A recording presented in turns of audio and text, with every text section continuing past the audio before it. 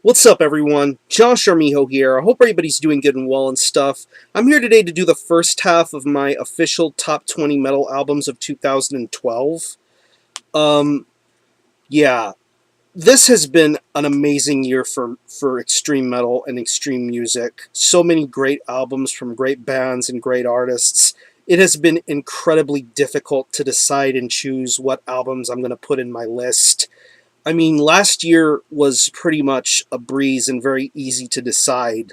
This year, however, has been incredibly difficult.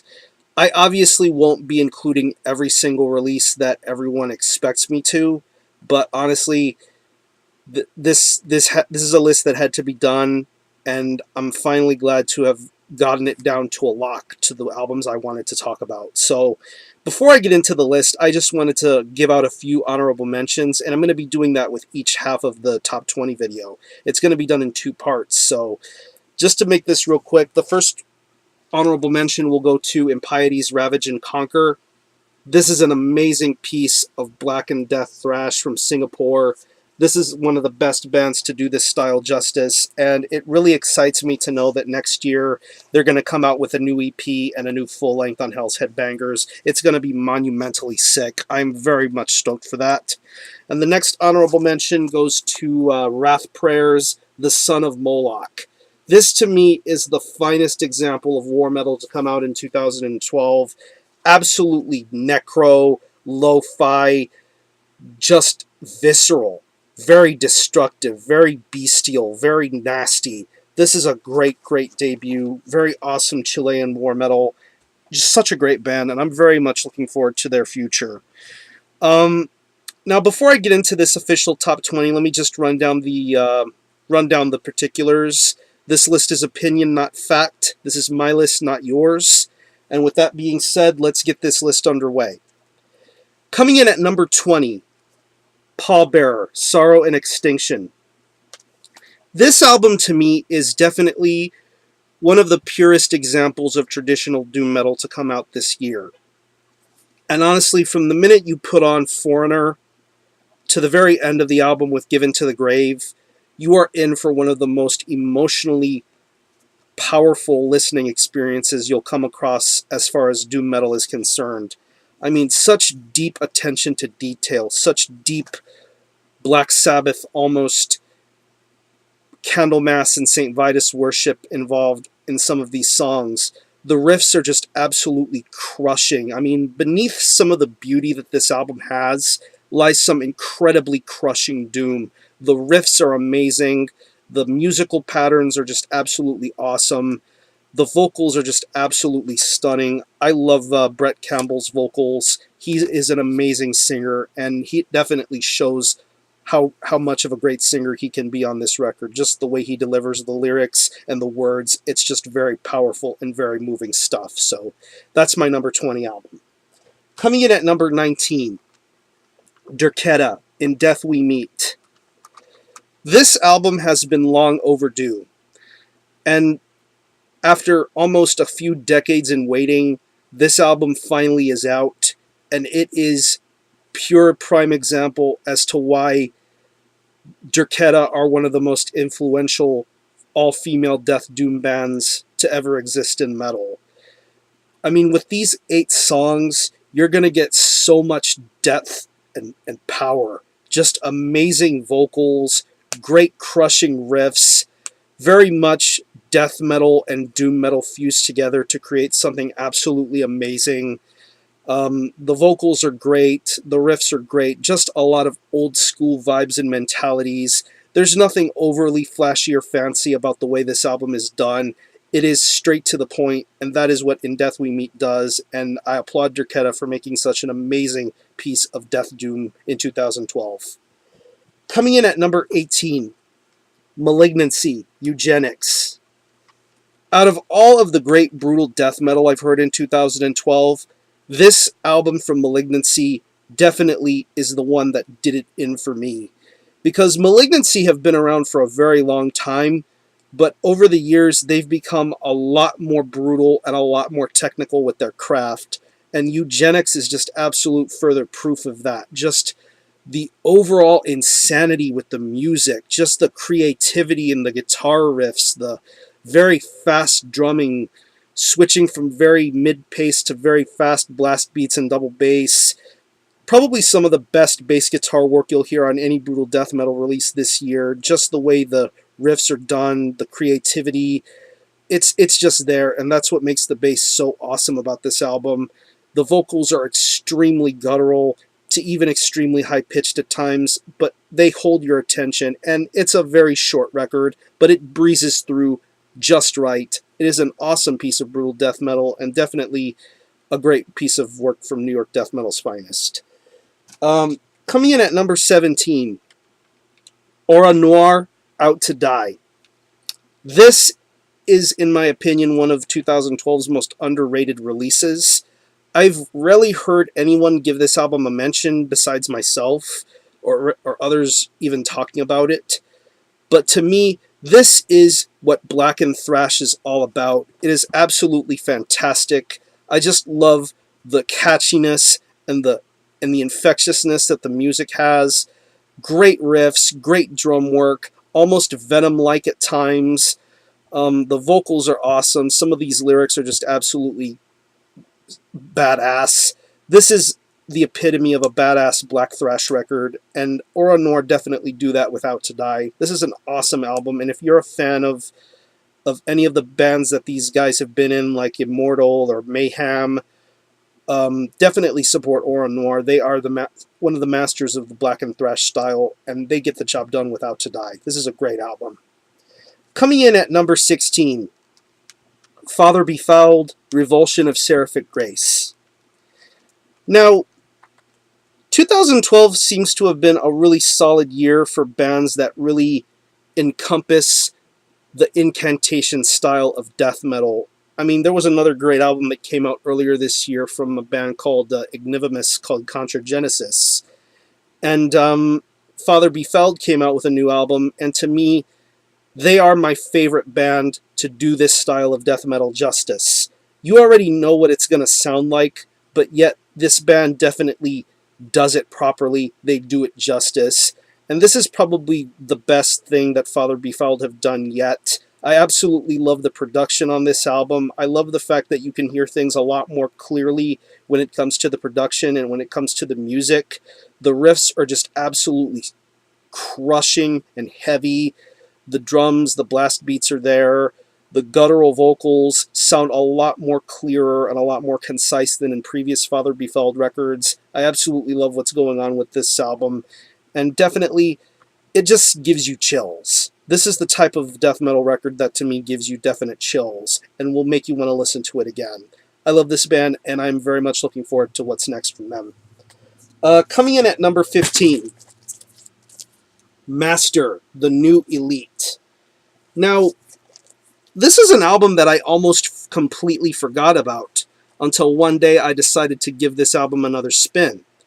And by listening to it again, this album definitely gave me more of a reason to love it more than I even did before, because Master have been around for almost 30 years maybe, but yet this is a band that definitely does true traditional death metal style justice, and Master do an amazing job. Paul Speckman is an amazing frontman. He is a very intelligent mind. He has that roar. He has that grit when he delivers his vocals. It's just absolutely fantastic. It proves why he's one of the best death metal pioneers to come around in quite some time.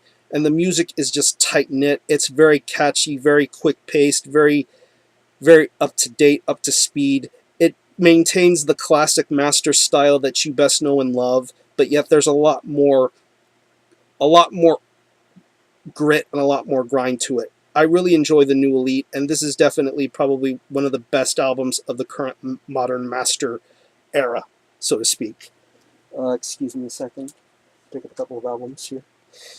Okay, coming in at number 14, we have a tie. Yeah, for the first time on anything on this channel, I have a tie to do. These albums were both pretty much promoted around the same time, and when these both came out, I bought both of them, listened to both of them, And I honestly feel that both of these records deserve to share a spot in my top 20 list. So it could be my top 21 list for all I care, but I absolutely love these records.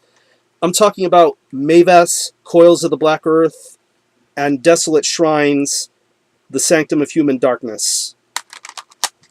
Both of these albums represent what Finnish death metal should be and what it should sound like. Because Dark Descent has had a great year as far as Finnish death metal is concerned, with albums from Gorphilia and a new, I believe it was a 7-inch release by Corpsest. Just really awesome stuff. But seeing as how Maveth and Desolate Shrine came out with new releases, to me these albums are the absolute most powerful releases you can get from Finnish death metal. Because with Maveth's album, it has an almost old school traditional kind of approach to it.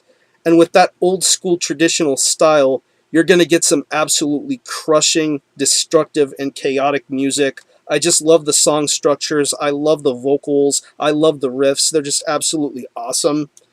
And when it comes to Desolate Shrine, this being their sophomore album, things tend to get a little bit more chaotic and a lot more, what's the word I'm looking for? Tormented. There we go.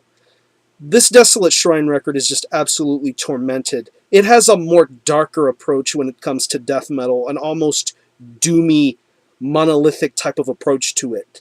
And with The Sanctum of Human Darkness, with the 8 songs that you get on here, it's just absolutely powerful. Powerful vocals, powerful song structuring. It's all on this album, and it's absolutely amazing. Definitely support Maveth and Desolate Shrine, two very, very contrasting styles of Finnish death metal, but they both get the job done.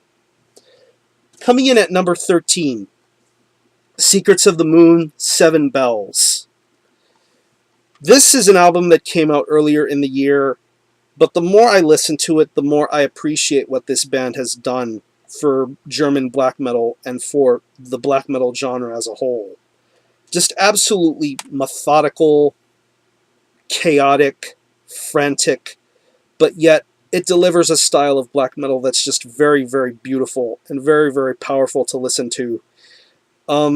Just the way the vocals are delivered, the songwriting, the pacing, I mean, just absolutely amazing songs. I mean, songs like the title track, Blood into Wine, and the closing track, The Three Beggars. Those are some absolutely amazing, memorable songs to think about on this record.